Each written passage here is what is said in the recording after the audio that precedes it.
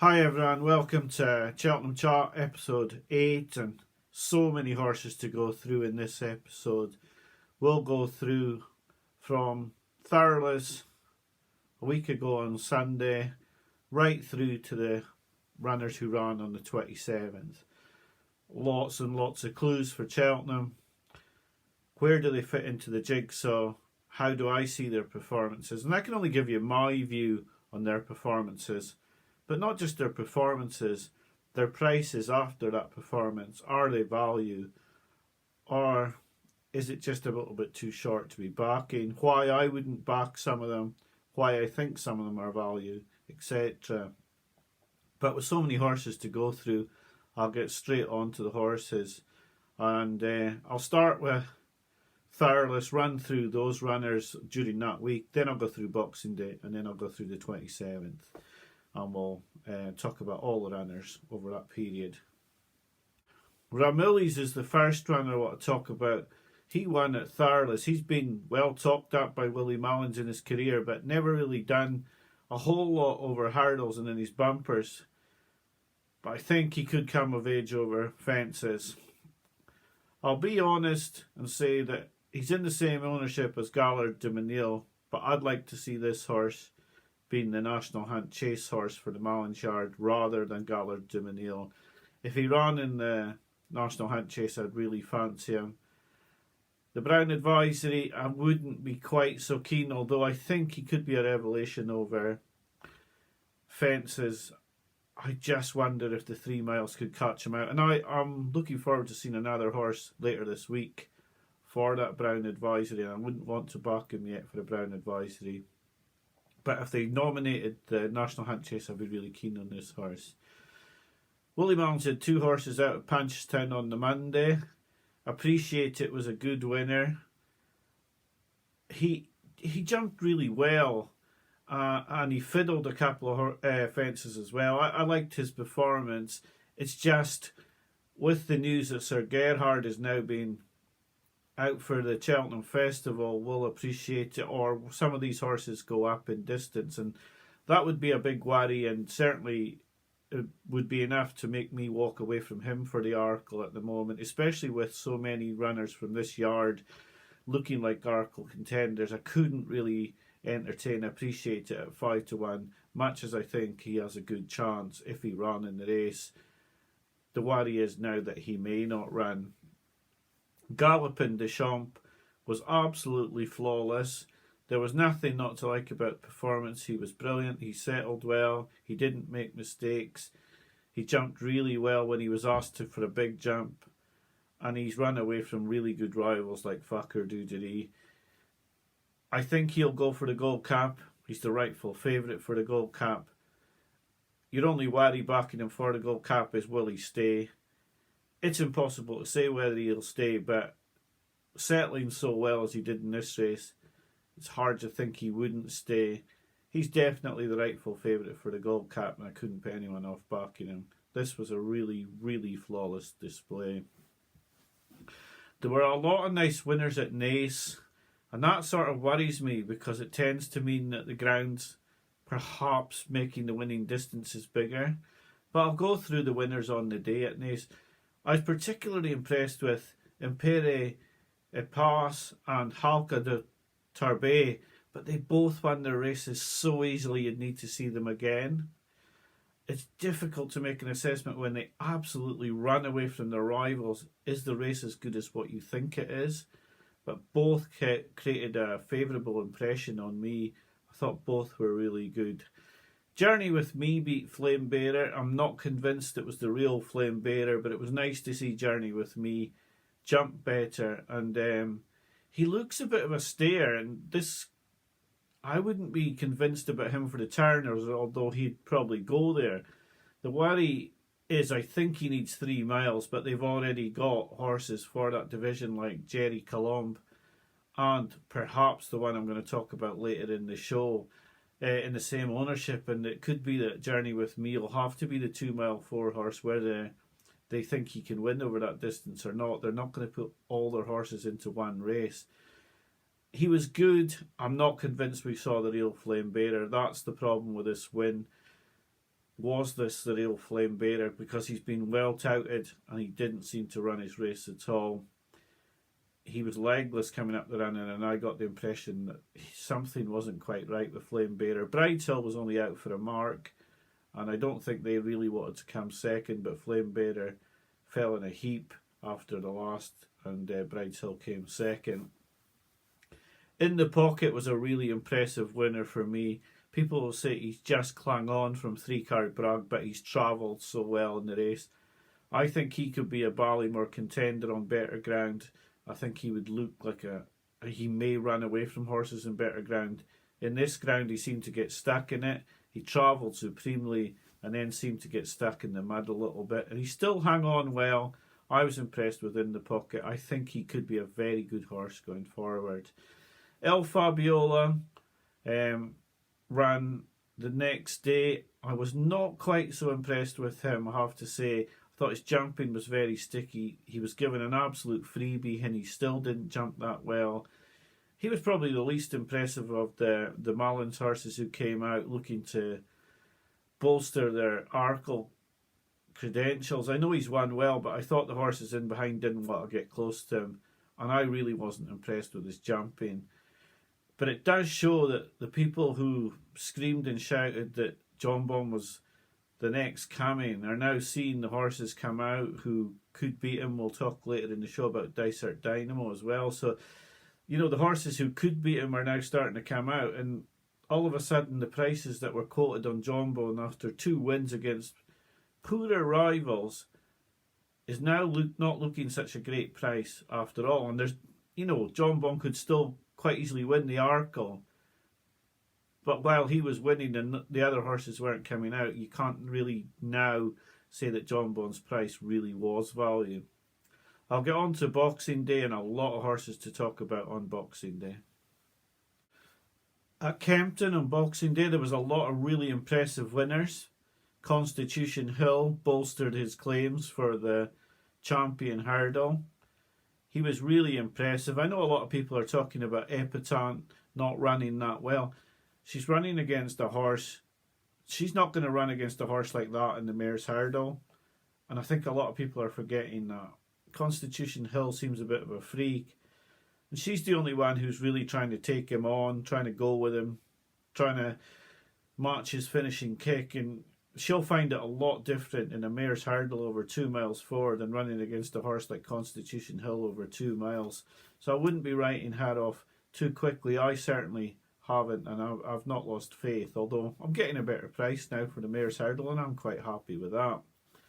The other significant winners, Rare Edition was really good. He's still an outsider for the Supreme, but this was a good performance from him.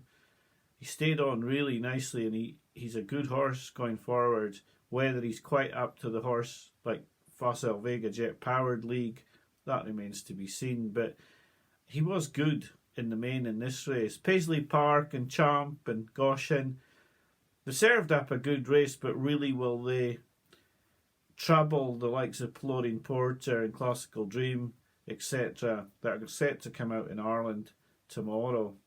I don't think they will, but this was a good race. Paisley Park's got his day in the sun for this season. Goshen ran a good race, but for me these horses will play second fiddle to the Irish horses. Time Hill, reverse form with McFabulous. His fencing was so much better in this race than it was at Newbury. I still don't think he'll trouble the Irish horses at the festival in the Brown Advisory, but he's certainly come back to form with a vengeance after a horrendous display last time out. This was so much better, and he's definitely put his hat into the ring. He's not really a horse for me, and it's pretty similar with Brave Man's Game in the Gold Cup. A lot of people will fancy this horse. He's travelled supremely into the race. He's won nicely. I think he was going to beat La Homme Press, who again jumped out to the left a little bit and will be better at Cheltenham. I just think this was the Gold Cup for Brave Man's Game. It's easy to say that about a 10-1 shot, and maybe I'm underestimating him, but I thought this was probably his Gold Cup. I wouldn't back him for the Gold Cup myself. I'd be in the Galopin des Champs sort of camp now, but Brave Man's Game was extremely impressive. You couldn't help but be impressed with him. At Down Royal, we had the Foxhunters' favourite Vossile. He was very fortunate to win the race. He looked beaten to me when the other horse pulled himself up on the run and Vossile just won. But in saying that, I think that Vossile wasn't really that fit. He drifted really badly before the off. I don't think they really thought he was going to win this race. He was beaten in it last season when he was third. And I think this was a prep for Cheltenham. I think we'll see a different Vossile at Cheltenham. And I certainly think he's the rightful favourite going to Cheltenham. He will be tuned up by David Christie for one day at Cheltenham. After Winged Leader was caught last season, I think this is now a bit of a necessity for a yard to win this race. I think Vossile's got a great chance. I don't think this was the real Vossile we saw, and he still managed to win, although he was lucky. I think we'll see a different horse at Cheltenham, and I think the 3-1's not value, because on the day I wouldn't think he'll be much shorter than 3-1, but I think he's a good horse, and I think we'll see a different Vossile at Cheltenham. At Limerick, Jerry Colombi was really good. He was over a distance which was probably a lot shorter than his favoured distance. If he got soft ground in the Brown Advisory, there'd be very few horses who could go close to Jerry Colomb. The problem is in spring ground, probable spring ground at Cheltenham, he seems to be fragile. They don't seem to run him very often, and I think if he didn't get his favoured ground, he may not go to the festival. But at the moment, if he got soft ground, I don't think there'd be too many horses around that could touch Jerry Colomb over 3 miles on soft ground, and he would go to Cheltenham with a huge chance, a big favourites chance, I would think. At Leopardstown, Parmanian was beaten. I said on a tweet that the drift on this horse was very telling in the last half hour before the race. He'd been heavily backed during the day, but all of a sudden when the real money came, it was against him and he was beaten by High Definition. I don't think High Definition will win a Supreme myself. And although this horse was highly touted, Parmenian, he's perhaps not as good as what they thought. Or he's going to go down the Stateman route and go to a county hurdle or so, because this was not good enough to be travelling Facile Vega and Jet Powered. It wasn't even close. It was a bit of a disappointing run. But the Mullins Yard came back to form later in the day. Lossymouth, who I talked about in episode 5, and I said at the time when he was 4-1 that I would back this horse down to about 5-2. Well, people were saying he was too short. She was too short, sorry. I thought she was really good again. Her form's been franked everywhere as well. Comfort Zone won at Chepstow today. But I think Lossymouth was very impressive. Her jumping still has improvement in it. She's only a 4-year-old. She's going to get £7 at Cheltenham. She's now into 74. Now that's getting to the skinny stage. But I was really impressed again with Lossymouth. She's taken a good field apart here, and she's won with a real authority. I think she's a very good horse, and I don't think just for this season a lot of Triumph horses don't go forward. I could see Lossymouth being one of those that would go forward for the future as well. Saint Raw beat Phil Dor this time, perhaps being a fitter horse. A lot of people have put the error by Phil Dor down as the main reason Saint Raw won this race, but I think Saint Raw was probably fitter and perhaps is the better of the two horses, because he is giving Phil Dor weight in all these races, and that will decrease throughout the season. The problem for Saint Raw is that there's so many horses in his yard going for the Arkle that it's hard to see him being above Appreciate It, above Dysart Dynamo, and above El Fabiolo. Did I ask you that? Was beaten in the bumper by Pour La Fille, and it was a bit of a setback the Mullins camp didn't expect. I thought Pour La Fille really stayed on well, got the hang of things. He's an exciting prospect for Kenny Haughey, who owns 3 Stripe Life.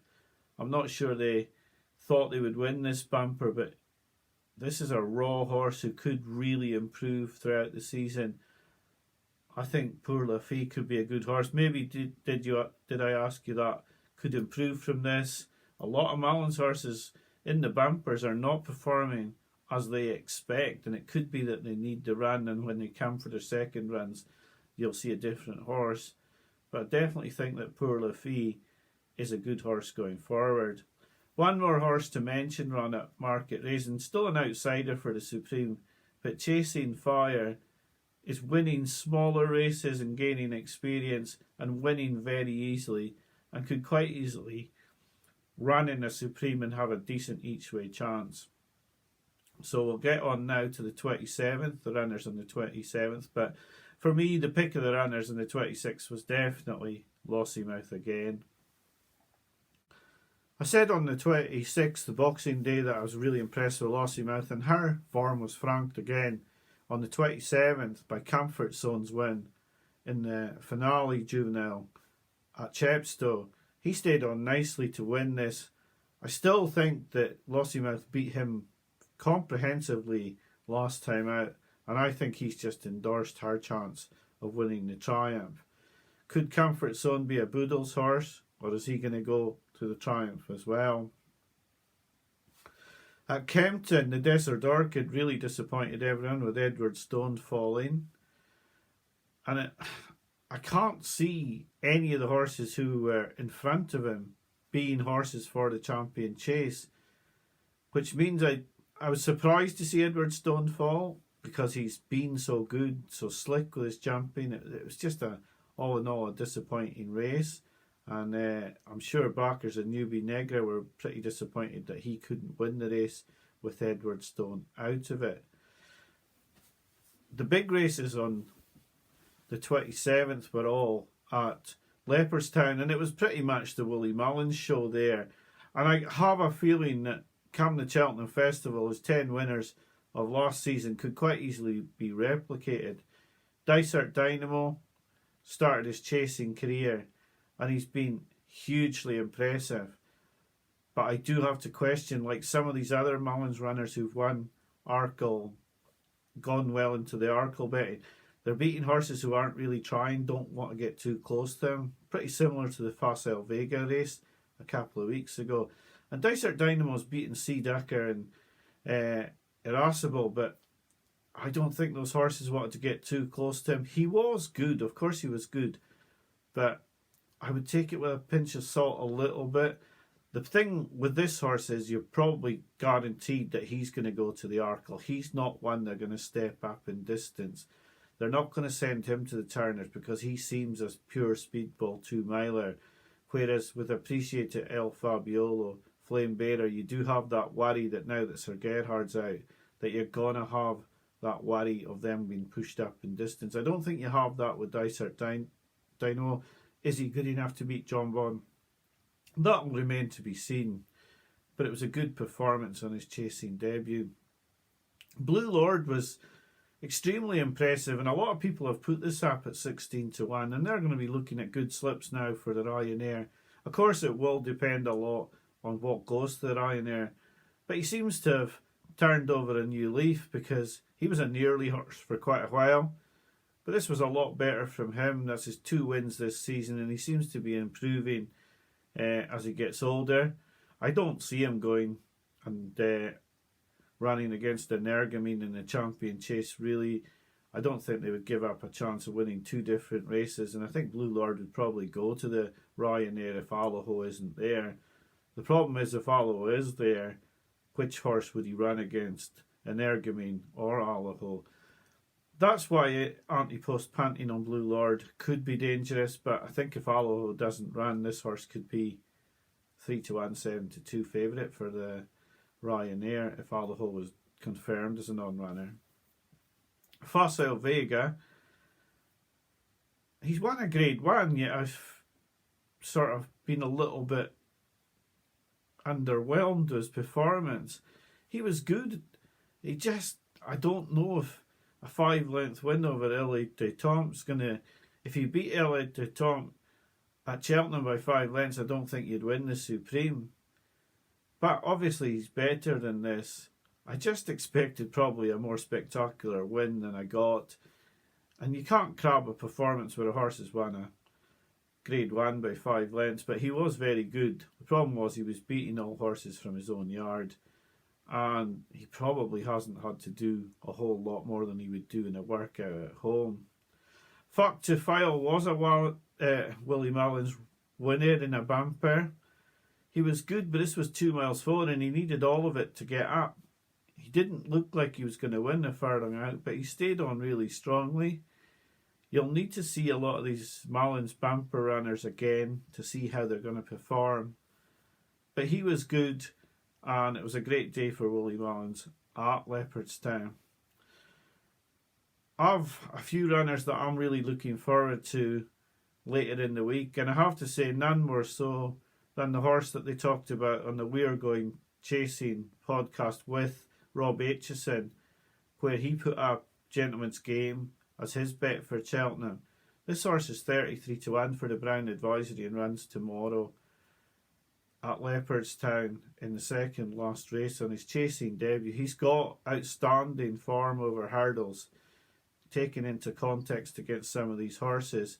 He's got good open class form over hurdles over 3 miles. If he takes to chasing, he's in a yard that's got a great record at Cheltenham when they don't send a lot of runners to the festival, but the ones they do are well targeted and usually run well. I've been a bit of a critic of Mouse Morris over the past couple of years, and I think Gentleman's Game possibly could have done better so far, but he'll be fully vindicated if he can get this horse to have a big win this season. And you would be looking at this horse either be named at the Brown Advisory, or if he doesn't win early in the season, probably getting a mark for an Irish Grand National.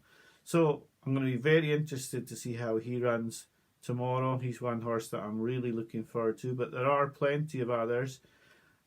Everyone will be watching the Christmas Hurdle to see how Bob Bollinger fares against Florine Porter, and we'll get a lot more clues this week looking forward to the Cheltenham Festival. You've seen a lot of clues, I've seen a lot of clues. I still haven't had a bet this season. Whether I will put bets up, I'm not really sure.